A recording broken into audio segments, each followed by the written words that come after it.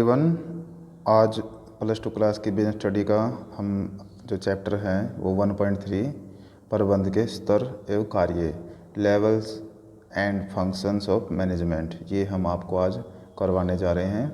जिस इनको करने से पहले कुछ एक अच्छी सी लाइन जो शुरू में हर बार होती है वो पढ़ते हैं। प्रबंध के सभी कार्य सभी प्रबंध के स्तरों पर किए जाते हैं। मतलब अलग अलग लेवल होंगे, उन लेवलों पे अलग अलग होते हैं, केवल मात्र का ही अंतर है। मतलब ये कहना चाहता है प्रबंध के कितने ही कोई सा भी कार्य है और कोई से भी लेवल पे हो रहा है, उनमें थोड़ा बहुत ही अंतर होता है, नहीं तो सभी में मैनेजमेंट एक जैसी सी होती है। ये यहाँ पे ये बताना चाह रहा था कि जितने भी ऑल फंक्शंस हैं मैनेजमेंट के वो क्या हैं, form at all the level of management but there is only a difference of degree. बस नाम मात्र का ही उसमें फ़र्क है। तो आज हम आपको पढ़ाएंगे प्रबंध के जो लेवल स्तर हैं, मतलब लेवल ऑफ मैनेजमेंट, वो 3 होंगे: उच्च स्तरीय प्रबंध, मध्य स्तरीय और निम्न स्तरीय। पर प्रबंध के स्तर पढ़ने से पहले आपको प्रबंध के संगठन के जो स्तर है वो पता होना चाहिए। वो 2 प्रकार के भागों में, उन्होंने 2 भागों में बांटा गया है, 2 श्रेणियों में। एक होता है प्रबंधकीय सदस्य, एक होता है अप्रबंधकीय सदस्य। प्रबंधकीय सदस्य को इंग्लिश में बोलते हैं मैनेजरियल मेंबर्स और नॉन मैनेजरियल मेंबर्स। तो जो प्रबंधकीय सदस्य है वो होते हैं जो मैनेजमेंट करने वाले हैं, जो सीईओ कंपनी का हो गया ना, चीफ एग्जीक्यूटिव ऑफिसर, या फिर कोई मैनेजर हो गया, बोर्ड ऑफ डायरेक्टर हो गया। तो इस तरह के ये तो हो गए प्रबंधकीय सदस्य। अप्रबंधकीय जो प्रबंध नहीं करते, बिजनेस में कार्य करते, जैसे कि मजदूर हो गए, जो श्रमिक हो गए, इस तरह से वो रखे जाएंगे अप्रबंधकीय सदस्यों में। तो फिलहाल हम चलते हैं प्रबंध के स्तर पर। इस ट्रायंगल से आपको पता लगेगा कि भाई प्रबंध के जो संगठन के लेवल है या प्रबंध के जो स्तर हैं वो किस तरह से हैं। तो प्रबंध के जो लेवल है, लेवल ऑफ मैनेजमेंट, वो 3 हैं। एक तो है टॉप लेवल मैनेजमेंट, उच्च स्तरीय प्रबंध, एक है मिडिल लेवल मैनेजमेंट, मध्य स्तरीय प्रबंध, और एक है निम्न अथवा पर्यवेक्षक स्तरीय अथवा परिचालक, मतलब निम्न स्तरीय प्रबंध आप इसको बोल देंगे, लोअर लेवल मैनेजमेंट, ठीक है। और लास्ट में होता है प्लेटफॉर्म एरिया, मतलब कि जो बेस होता है ये सारे लेवल के लिए, मतलब कि कर्मचारी, मतलब कि श्रमिक, अप्रबंध के सदस्य मतलब। तो अब हम एक करके सभी को लेके चलेंगे। सबसे पहले उच्च स्तरीय प्रबंध क्या है। तो उच्च स्तरीय प्रबंध में हम संचालक मंडल, बोर्ड ऑफ डायरेक्टर आदि को, बड़े बड़े अधिकारी हैं जो, उनको इसमें शामिल करते हैं। इसमें एक व्यक्ति भी अकेला हो सकता है बड़ा अधिकारी, या इनके नाम कई अलग अलग नामों से भी इनको पुकारा जा सकता है, जैसे कि board of director, chief executive officer, chairman, managing director, general manager, otherwise कुछ भी हो सकता है, ठीक है। फिर प्रेसिडेंट वगैरह भी आप बोल सकते हैं। तो ये तो हो गया उच्च स्तरीय प्रबंध का मीनिंग ही हो गया, समझ लो, इसको ही आप इसमें डाल देंगे मीनिंग में, ठीक है।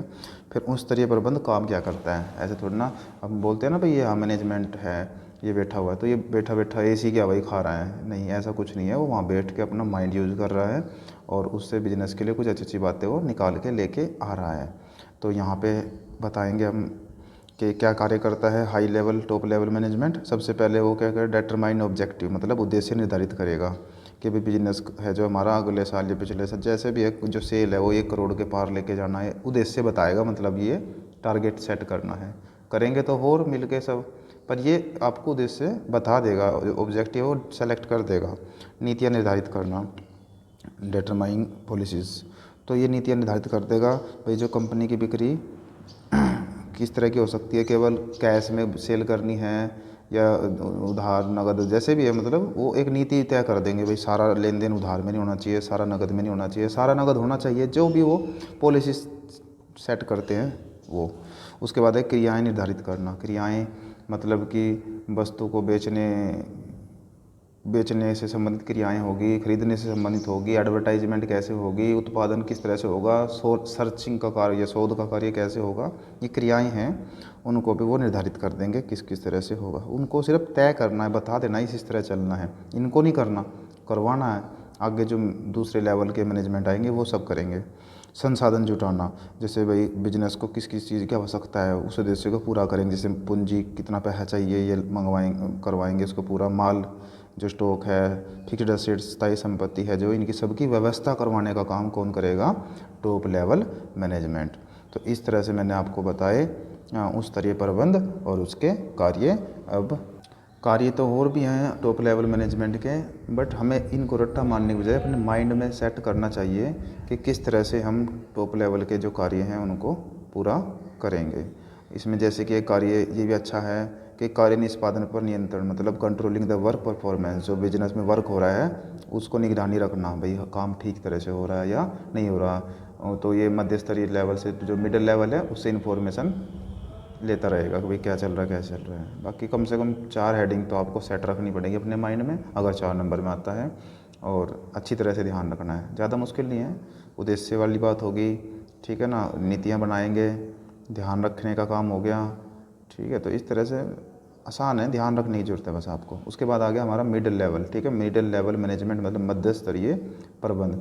तो मध्य स्तरीय प्रबंध में क्या हो गया, जो टॉप लेवल है उसे नीचे जैसे सुपरिटेंडेंट हो गए, ठीक है ना, कोई विभागाध्यक्ष हो गया, डिविजनल अध्यक्ष हो गए, ठीक है ना। वो मतलब मध्य स्तरीय प्रबंध क्या है, उच्च स्तर और निम्न स्तर के बीच में जो आएंगे वो सारे मध्य ही हो गए, ठीक है। वो ट्रायंगल आपने देखा, उसमें आप देख सकते हो। अब मध्य स्तर काम क्या करता है, जो टॉप लेवल मैनेजमेंट ने कार्य कर दिए बता दिए उन नीतियों को कार्य प्रदान करेंगे, मतलब उसमें जान फूँक देंगे, कहने का मतलब है। जैसे कि शरीर तो उन्होंने बना दिया, अब आत्मा डाल लेंगे और चलेगी फिर आगे जाके निम्न स्तर से।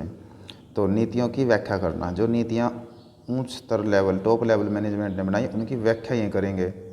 जैसे कि वहाँ पे बताया था ना उन्होंने 1 करोड़ सेल बढ़ानी है, तो वो सेल 1 करोड़ बढ़ानी है तो उन नीतियों की व्याख्या करेंगे कि भाई सेलमैन की बिक्री से अवगत करवाएंगे, आगे कीमत उधार देना नहीं देना है उस विषय में बात करेंगे, तो ये उसकी व्याख्या करेंगे, मतलब उसके बारे में जानकारी देंगे आगे। फिर उसके बाद मध्य स्तरीय और क्या करेगा, संगठनात्मक ढांचा तैयार करेगा। संगठनात्मक ढांचा तैयार करने का मतलब है कि जैसे कि उदाहरण से ही बताऊंगा मैं डायरेक्ट आपको कि मतलब मार्केटिंग मैनेजमेंट यह निर्धारित करेगा कि बिक्री केवल दिल्ली में की जाएगी। एक ढांचा तैयार कर रहे हैं तो पूरी दिल्ली को 4 भागों में बांट देंगे, मान ले रहे हैं हम यहाँ पे 100% 4 भागों में नहीं बांटेंगे, कम ज़्यादा में भी हो सकता है। तो हर जोन में 4 बिक्री अधिकारी, मतलब सेल एग्जीक्यूटिव 4 हो गए, 4 हो गए, तो एक बिक्री अधिकारी के नीचे 10 बिक्री प्रतिदिन प्रतिनिधि बिक्री प्रतिनिधि होंगे। मतलब जैसे कि ये एक स्ट्रक्चर तैयार कर लिया उन्होंने, भाई हमें पता है हमने दिल्ली में सेल करनी है, दिल्ली में 4 हमने सेल जो बिक्री अधिकारी हैं वो लगा दिया, उन 4 के नीचे 10-10 हमने सेलमैन लगा दिया, ठीक है, सेल रिप्रेजेंटेटिव लगा दिए, वो माल को बेचने में जो हमारा लक्ष्य है उसको पूरा करवाएंगे। तो ये था संगठनात्मक ढांचा तैयार करना, प्रिपेयरिंग ऑर्गेनाइजेशनल सेटअप, ठीक है। उसके बाद है तीसरा पॉइंट है हमारा कर्मचारियों को नियुक्त करना। जो टॉप लेवल मैनेजमेंट है वो कर्मचारियों को नहीं भर्ती करता, जो कर्मचारियों को नियुक्त करने का काम करता है अपॉइंटमेंट एम्प्लॉई। एम्प्लॉई को अपॉइंट कौन करेगा, मिडिल लेवल मैनेजमेंट, ठीक है। और ध्यान रखते हैं भाई कौन सा कर्मचारी कम चल रहा है, कौन नहीं है, कौन जिम्मेदारी से काम पूरा नहीं कर रहा, तो उसकी जगह दूसरा कर्मचारी रख लिया जाता है। निर्देश जारी करना, इशूइंग इंस्ट्रक्शंस, जो इंस्ट्रक्शंस होते हैं ना भाई, जैसे ऐसे नहीं करना, वैसे करना, कैसे नहीं करना, वो सारी जानकारी मिडिल लेवल देता है अधीनस्थों को, मतलब कि जो काम करने वाले व्यक्ति हैं उनको। कर्मचारियों को भी प्रेरित करना, मोटिवेटिंग एम्प्लॉय, मतलब मोटिवेट करना, उनको समझाना, बताना, कार्य को अच्छी तरह से करो, उद्देश्यों को कैसे पूरी क्षमता से पूरा किया करके, पूरी क्षमता मतलब पूरी कोशिश करके उस उद्देश्य को पूरा किया जाए कंपनी के। समन्वय स्थापित करना, क्रिएटिंग कोऑपरेशन, मतलब कि एक दूसरे के साथ तालमेल बिठाना, ठीक है ना, कि अपने उद्देश्य को पूरा करने के लिए सभी विभाग एक दूसरे में कैसे तालमेल बिठाएं, वो भी बहुत ज़रूरी है, वो मिडिल लेवल ये कार्य करेगा। उसके बाद आ गया निम्न स्तरीय प्रबंध या फिर लोअर लेवल मैनेजमेंट, ठीक है। लोअर लेवल मैनेजमेंट में मतलब कि जो सुपरवाइज़र हो गया, उसे सुपरवाइज़र आ गया, फोरमैन आ गया, ठीक है, पर्यवेक्षक वगैरह, ये सारे के सारे कहलाएंगे लोअर लेवल मैनेजमेंट। सबसे पहला कार्य है निम्न स्तर प्रबंध का, श्रमिकों की पीड़ा को प्रेषित करना, मतलब सबमिटिंग वर्कर्स ग्रीवेंसेस, मतलब कि जैसे निम्न स्तर प्रबंधक है, लोगों से सीधा उसका संबंध होता है। छोटी मोटी कोई समस्या हो तो वो डायरेक्ट ही उसको सुलझा देता है, जैसे जी कल की छुट्टी चाहिए, या पेट में दर्द है दवाई दे दो, या एनी वन छोटी मोटी प्रॉब्लम्स को वो वहीं पे कंप्लीट कर देता है। पर समस्या जब गंभीर हो जाएगी तो वो फिर मध्य स्तर तक पहुंचता है, ठीक है ना। मध्य स्तर जो मिड लेवल मैनेजमेंट है उनसे हेल्प लेता है भाई कैसे इससे निपटा जाए। और उससे भी ज़्यादा बड़ी होती है तो फिर मिडिल वाला हाई पे जाता है, ठीक है, मतलब कि टॉप पे प्रॉब्लम को लेके। उसके बाद सेकंड पॉइंट है जो उचित कार्य वातावरण सुनिश्चित करना, मतलब कि इंश्योरिंग प्रॉपर वर्किंग एनवायरनमेंट। मतलब कि जो आपका मिडिल लोअर लेवल मैनेजमेंट है वो साफ़ सुथरा वातावरण उपलब्ध करवाएगा, जैसे हवा, सफाई, ठीक है ना, मैत्रीपूर्ण संबंध हो गया, आपस में मिलकर रहना, बिजली, पानी, हर चीज़ को अच्छी तरह से वो सुनिश्चित करवाता भी किसी तरह की कोई कमी ना हो और कार्य कुशलता में वृद्धि हो फिर इससे, ठीक है, वो तो होगी, काम अच्छा होएगा। उसके बाद श्रमिकों की सुरक्षा सुनिश्चित करना, इंश्योरिंग सेफ्टी ऑफ वर्कर्स। जो भी जैसे खतरनाक मशीनें होती है, डर रहता है भाई कभी हाथ आ जाए, कभी कपड़ा आ जाए, कभी कुछ पकड़ ले, कभी किसी तरह से नुकसान ना हो जाए, हाथ कट जाए, सो प्रॉब्लम्स हो सकती हैं। तो उन मशीनों के चारों तरफ सेफ्टी, जैसे कि बाड़ लगवा दी, किसी तरह का कोई नुकसान ना हो कर्मचारी के लिए, वो कार्य भी लोअर लेवल मैनेजमेंट करता है।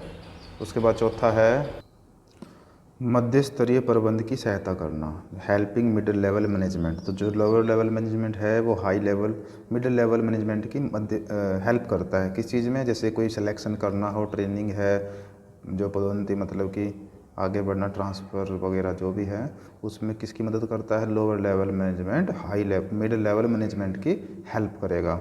उसके बाद है सुझाव आमंत्रित करना, इनवाइटिंग सजेशंस, ठीक है, जैसे कि भाई कोई अधीनस्थ से काम को और बेहतर ढंग से करने का सुझाव, जैसे कुछ भी अच्छी बात को बताना कि जी ऐसे कर ले तो और अच्छा हो सकता है, वैसे कर ले तो और अच्छा हो सकता है, वो सुझाव वो मिडिल लेवल को रखेगा, ठीक है। उसके बाद है अच्छे मानवीय संबंधों का निर्माण करना, क्रिएटिंग बेटर ह्यूमन रिलेशनशिप। जो आपस में कार्यस्थल पर काम करते रहते हैं सभी, टकराव को टाला कैसे जा सकता है, उनमें आपस में भाईचारा, मित्रता कैसे बनाई रखी जाएगी, वो भी लोअर लेवल मैनेजमेंट की ही जिम्मेदारी होती है। तो इस तरह से आपने ये प्रबंध के तीनों लेवलों का अच्छी तरह से अध्ययन कर लिया है। तो कम से कम हर लेवल का मीनिंग आपको क्लियर रहना चाहिए और जी कार्य कि कम से कम 4 हेडिंग्स आपको कवर होनी चाहिए। बहुत ही आसान है, ध्यान से करने की आपको ज़रूरत है। Thank you.